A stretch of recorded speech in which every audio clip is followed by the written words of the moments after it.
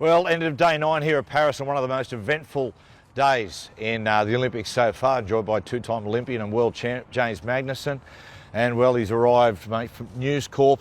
He's been at athletics the last 2 days. Brent Reedy. What a night, Matty. Mate, what a night. Well, I mean, the old days in the ancient Olympics, the marathon was the glamour event. Yeah. It's the 100 metres now. Well, first, before we talk about what happened, what was the atmosphere like? It was amazing. And I think you saw the light show before it, and they shut the lights off, and everyone, they had sort of lights in the crowd, and it's just an event now, the 100. You know, they introduce them, they give them a rousing introduction. It's like heavyweight boxing. It is a bit like that. Yeah. You know, it's a show, right? It's a show now. So it was amazing atmosphere. They really drew it out as well. From the time they jumped out to the time they went off the blocks. I don't know why they did that. That's the longest. 10 minutes? That was long. They drew out the suspense. Because I was getting nervous watching. Me too. They kept them behind the blocks for ages. I can't remember it ever taking that long. Yeah. I was surprised because it wasn't a false start, because they kept them there so long. Yeah. The nervous energy is building up.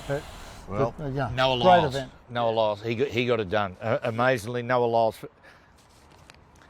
to the naked eye, I swore that the Jamaican Thompson, I swore that he won. We were sitting together watching, and I said, well, I think not. I think Lyles has got third. Yeah.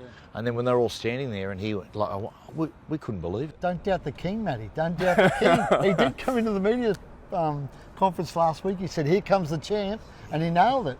Actually, he got asked the other day. I was at after his heat run. He did a press conference, and he got asked, "What time do you think you'll need to run to win?" And his response was, "I don't know what the time will be, but I'll run it." And that's exactly what he did, right? He won by 5 thousandths of a second. I mean, I don't know how you do that. Let's have a look at it. So in sprinting, you're not just running the 100 metres. Yeah. Effectively, you're running against Usain Bolt. Yeah. Because to win the gold medals, extraordinary. But in history, if you want to be immortality, it's breaking the world record. So Noah's running in 9.78. Ben Johnson ran 9.79. For some reason, they took it off him. At the Olympics 2012, Bolt 9.63. 2009 World Champs, Bolt 9.58. Different gravy. You're saying it was different gravy. Different.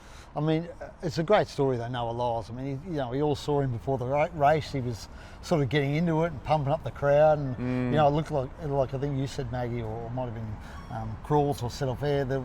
It looked like he was trying to convince himself that he was the bloke to win it. But he's been through hell. Noah Lyles, we've talked about him on this show about how he's been so in demand in the village. He's had to wear glasses and a cap and almost be in disguise to avoid people. I tell you what, he was so much attention on him before becoming the Olympic champion. Imagine the attention that's going to be on Noah Lyles now. He is the king of the world right now. Reedy, we watched it on TV and we had the hindsight of all the statistics and the analysis of the race. Where he won it, he was almost 2 metres behind at the 50-metre mark. Yeah. He hit his top speed 43.6 kilometres, which was a higher top speed than any other athlete. Yeah. Stormed home the last 10 metres. Yeah. What does this mean now for his 200 later in the week? Well, I think it means he's obviously going into that and he'll be a raging hot favourite, right? But I think it gives him a lot of confidence. Yeah. It gives him a faith in because that's his preferred event, Noah Lyles. Yeah. Well, the 200's his preferred event. He's a 100-metre runner because he's fast, and that's the blue ribbon event of the games. That's the one you want to win. But 200's his favourite event, so you're red hot favourite. You have to be. It's a red hot favourite. Yeah. Ready for the Australians? Yeah. The high jump, we got a result. Fantastic. 1968, the last time 2 Australians were on the podium in athletics, and we've got a silver and a bronze. Nicola's. I mean, I think she'll look back at it with a bit of not regret, but she's jumped that height before, and she could have, and obviously she wasn't able to do it on this occasion. I think she'll look back at that at some point, and there'll be a tinge of regret about it. But I mean, she's won a silver medal, so you can't complain about that. And it's interesting, Matty, because she keeps a journal, takes it everywhere she goes. She sits between. She'll do a jump and she'll go and sit down and she'll grade herself out of 10 on every jump she ever does.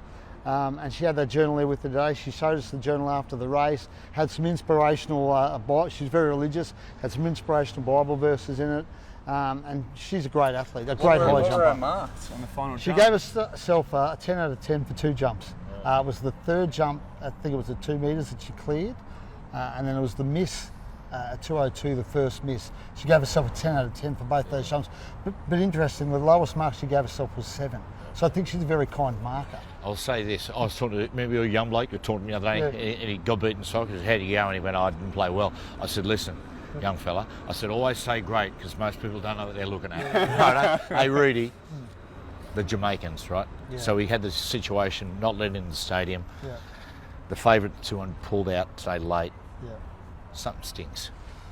It's strange, isn't it? I mean, it's strange because Shelley-Ann Fraser-Pryce obviously pulled out yesterday. Shericka Jackson, who was one of the stars of the sprint series on Netflix, she pulled out as well. And I think we're all a bit surprised by it. And Shericka has had an injury. She's battled with injury in the lead up to the games. And one of the reasons she didn't do the 100 was she wanted to focus on the 200 because she had some injury problems. So, it's always a bit murky when athletes pull out like that, and big star athletes pull out like that, sort of when they're due to run and it comes from left field. But it was a bit strange. What was the talk at the stadium? Well, I think the talk was, the Jamaicans have been the queens of sprinting for a long time, and it feels like the empire's crumbled a bit, Matty. Yeah. That the crown slipped and others have taken over. And there's always, as you said, Matty, there's always whispers, right? But, I don't know. We've got to wait and see how it pans out down the track. Ready on the track. What are you looking forward to tomorrow? I'm just trying to think what's on tomorrow. I think Curtis Marshall's up for memory in the pole vault tomorrow. He's got a chance to win the medal, I think, Curtis Marshall. And then Tori Lewis is back on the track tomorrow, actually. She ran today, Matty, actually, in the 200. She ran really well, ran a personal best, but it wasn't fast enough to get her automatically into the semis. And your favourite's in the repechage. Yeah. She's in the so we're really happy with the repechage because she's a star, Tori, so good to see her in the repechage, and hopefully she gets through. Yeah, good on you, Rudy. Great job. Thanks, Rudy. Good on you, mate. Well done. Now, let's talk swimming. Missile. They got us at the right at the post. USA versus Australia. They pipped us at the post. It was neck and neck. We were actually leading them by 3 gold medals with 2 days to go, but America have finished strong. They've got a world record in the 1500 freestyle and gold. And they've got gold in the women's 4x100 IM. So they've just pipped us 9 golds to 7. A great final night by the Aussies. Silver to Meg Harris and bronze to our women. Silver to our women in the 4x100 IM, but not enough to beat America on this occasion. Now, Missile, you've written an article today, 3 things that we need to change or fix for the next Olympics. Number 1, and I've got an exclusive right now for our show. They've just signed Adam Peaty's coach, breaststroke coach from Great Britain, to come across to Australia and coach at the Gold Coast High Performance Centre because we've identified that Australia is struggling in breaststroke. We saw that big time tonight in our individual medleys. So they've already addressed part 1, we need to get better at our form strokes. Part 2, we need to convert those minor medals and those missed opportunities like Molly in the 100, Meg Harris in the 50, Kyle in the 100 free. And I think a lot of that comes down to skills, our dives, our turns and our underwaters. And number 3, we need to work on our male swimmers. We're losing a lot of talent in age group swimming to professional sports like AFL and NRL. When you get big, strapping, young Aussie swimmers, they're often athletically talented and could transfer to a number of sports. At the moment, we're losing those swimmers to other sports. If we can retain some of that talent, we got 1 gold medal in the men's, 6 in the women's. That's our 3 areas if we want to catch the USA by Los Angeles. That's really interesting because the USA track and field, the men, they've just re-emerged. They were absent for something like 20 years. Now, 2 reasons. Number 1 is the rise of Jamaica. Yep. Number 2 is the NFL. Of course. The rise of NFL is a monolithic beast where a wide receiver, or the fastest kid in college, do I go for a gold medal or do I go to the Dallas Cowboys and get $15 million a year? Correct, and it's going to be that same battle in Australia, right? So let's say you get a 16-year-old Kyle Chalmers, a 6'5" kid, about 90 kilos, athletically built, and he has the opportunity to go to, say, AFL or swimming. How do we entice him to come across to swimming? What opportunities can we offer him? What sponsorships, maybe network deals? What can we give him to entice him away from AFL? Because at the moment, the AFL could throw a lazy 200,000 at him, and that seems like a very feasible opportunity. So how do we stop those athletes going from professional sports like AFL and NRL and keep them in swimming? Righto. Before we go to our awards, okay, looking back at the swimming, I want to talk about the men's 100 medley relay. Now, the last leg in the freestyle, France led China by a length, a body length, and China's world record holder, Pan Zhen Li, he dove in and China won by a length.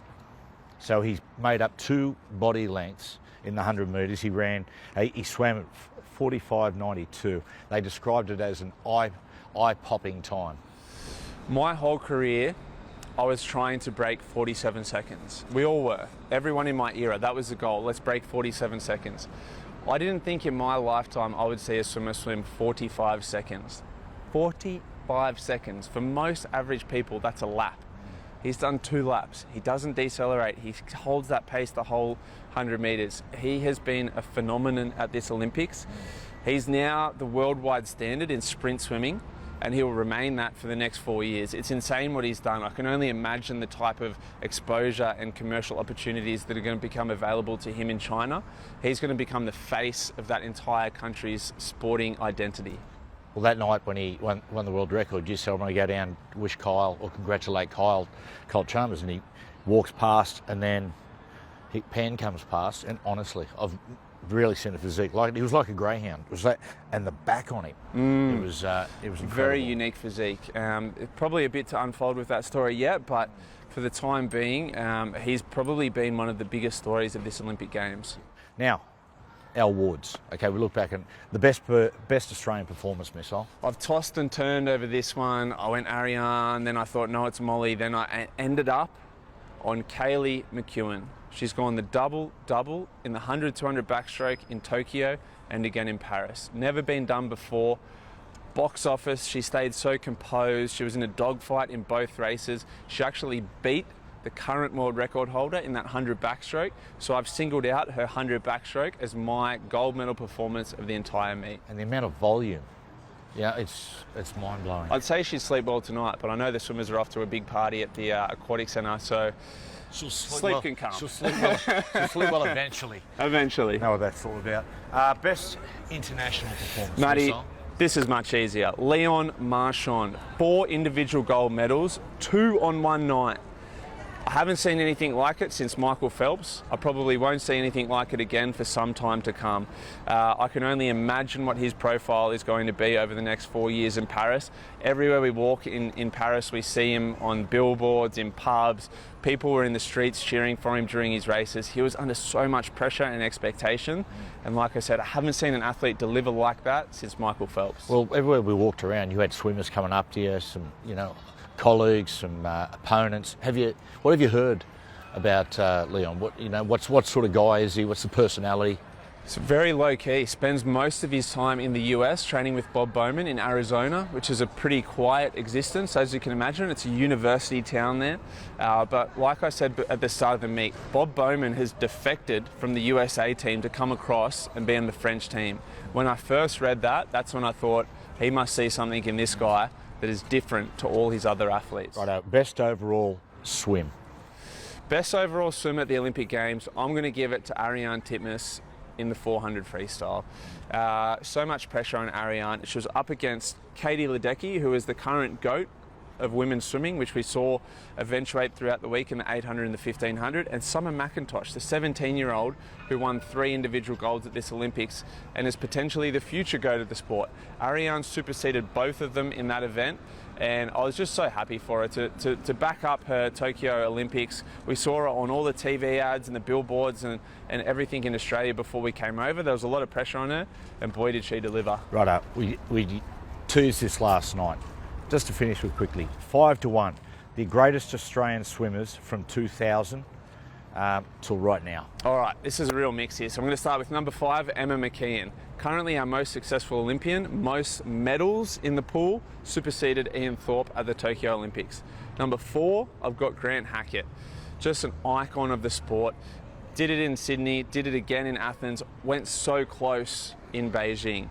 Number 3, I've got Caitlyn Parker. We've seen the emergence of Kaylee in Tokyo, and she's backed it up again here in Paris. If she can go anywhere near her results a 3rd time in Los Angeles, she will become our best ever. Number 2, Ian Thorpe, the Torpedo. We watched him in Sydney, race of the century in Athens, pretty much speaks for itself. And my number 1, my new number 1, Ariane Titmus.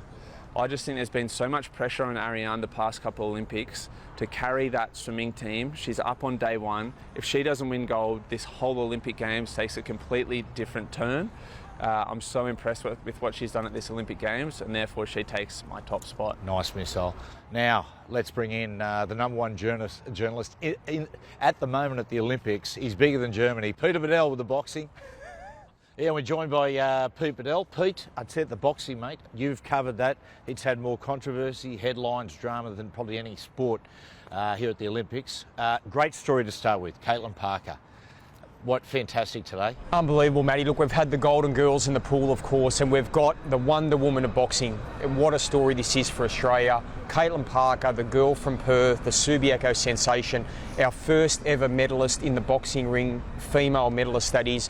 She was outstanding today. She beat the reigning heavyweight champion of the world, Khadija Mahdi from Morocco. She was a dead set a foot taller and I reckon about 10 or 15 kilos heavier. Caitlyn Parker outboxed her, outschooled her, outwitted her. It was a masterclass, and everyone's so proud of her in the Australian boxing team because we've had 6 male medalists in the history of Australian boxing, 100 years of Olympics, but the first female medalist, she was outstanding. I love the story, how she got into boxing. She said that her father wouldn't let her walk to school when she was 11 years old until she learnt self-defence. So that one's for Dad. Yeah. When does she fight next, Pete? She fights, Matty, on Thursday here in Paris, which will be Friday, 6 a.m. in the morning in Sydney, or Australian Eastern Standard Time. So tune in, viewers. It's going to be outstanding. But, Matt, interesting story with Caitlyn as well. She was given a mentor, a sporting mentor, Adam Gilchrist, the great Australian cricketer. Of course, he's Western Australia boy, played for Perth. He's worked with Caitlyn for the last 5-6 years, been a buddy to her. Yeah, and wow. It's great to see one Australian cricket great passing on some knowledge, passing the baton to Caitlyn Parker. She's now a medalist. What a story. Yeah, that's fantastic. Now, Pete, unfortunately, the big story at the boxing has been the gender debate, continued today. It's been like Melrose Place, Matty, this soap opera, hasn't it? I mean, it's been remarkable. I mean, so Lyu Ting, the other XY athlete, of course, there's been a lot of talk about Imam Khalif. Lyu Ting, the Chinese Taipei boxer, she was in the ring today. She had a victory, so she's got a guaranteed bronze, and she will possibly go on to gold now. But after the bout, her Bulgarian opponent refused to speak to the media. She stormed off in disgust, but then she was trailed by her coach, who brought out two signs saying, "I am XX," XX being the female chromosome. "I am XX, I only want to play with women." And it was a pretty damning political statement and basically a sign to the IOC to clear up this mess, because there's a lot of athletes disgusted with this. They're embarrassed by it. They want some clarity, and it's time for the IOC to step up, and the Bulgarian camp have turned up the heat on the IOC. Would a nightmare result here be for the Algerian and the Chinese Taipei fighter to both win gold medals at this Olympic Games? Absolutely, Maggers. That'd be a public relations disaster for the IOC. And look, I think it could happen. I mean, I think Khalif is actually the better of the two fighters. She's the stronger of the fighters. I don't see anyone stopping her. Lyu Ting is not as dominant, but a good fighter. But I think they both make the final. But this is not what the IOC wants. They wanted to clean up the games. They kicked out the IBA for that very purpose. They wanted greater governance. They've now created a bigger inferno than they ever imagined. And the IBA, Matt, is now calling a press conference tomorrow to hit back at the IOC. Yeah, wow. Okay, now, Pete, I've got to ask you this. 92 million. 92 million on Twitter. But Pete, I mean, with that, you get a lot of blowback. There'd be a few trolls out in India. I mean, has that been the case? Well, I've been mobbed in Hamburg, Matty. Yeah, I'm the king there. But look, not a lot this time. But I've had death threats on social media. I've had all sorts of threats. But it's par for the course. And I know, Matt, we talk about sports stars who cop it, but journos cop it just as badly. Yeah. But to me, it only exists really if you give it oxygen. I choose not to. But at the end of the day, this has been a very divisive, emotive topic, this gender eligibility debate. I'm prepared to cop the heat. At the end of the day, it's a genuine story. It's a legitimate one. And the show goes on. Missile, if anyone can get through, can cop the abuse, is this bloke. I remember I was standing there, it was at season launch, and a coach come up, and I'm chatting to Pete, and the coach come up, and I said to the coach, "Oh, do you know Pete?" He said, "Do I know Pete?" Anyway, mate, the expletives, and mate, he's giving you on it triple barrels. They come from everywhere, and I'm thinking, geez, how's Pete going to go? And he went, "Anyway, I hope you're good." Now, Matty. Well, a player manager once said to me, well, a player manager once said to me, you would survive Chernobyl. So there you go. And I'm still here. I'm still here. The cockroaches. Yeah. Well, I saw a few rats over there. So. Mate, they're scary. Hey, there was the other one. Remember once at the ground, a bloke gave you a big spray in front of the crowd, and you just pulled your microphone out and started recording you. Yeah, I won't name the coach, by the way. But I'll do anything for a story, Matty. Yeah, no.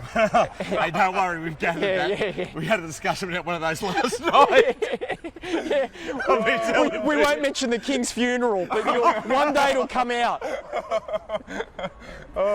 Pete, the water polo, it's fair to say in Budapest, Australians would not be warmly received. We beat the Hungarians again. We beat them, the women. We beat them yesterday with the men's. We beat them again today. That's a huge result, enormous.